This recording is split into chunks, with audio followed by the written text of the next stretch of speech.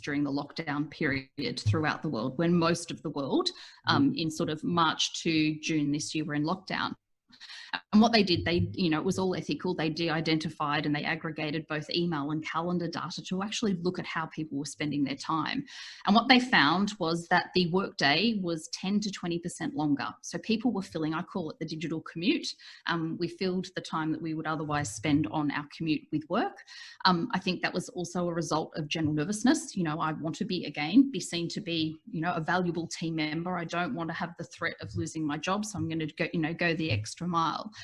So we were definitely spending a lot more time online, and that still has continued as the data has broadened. We also know that we were engaging in a lot more meetings, no surprises there.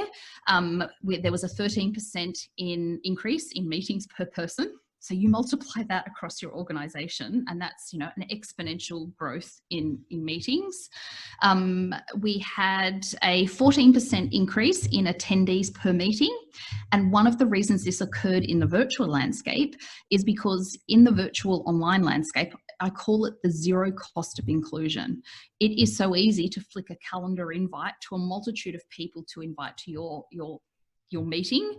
And because as humans, one of our most fundamental psychological needs is the need for connection. We want to be part of a tribe. The last thing we want, based on our tribal needs, is to be ostracized. So because we're wired for social reciprocity, we hit accept or we hit yes when we really don't need to be there.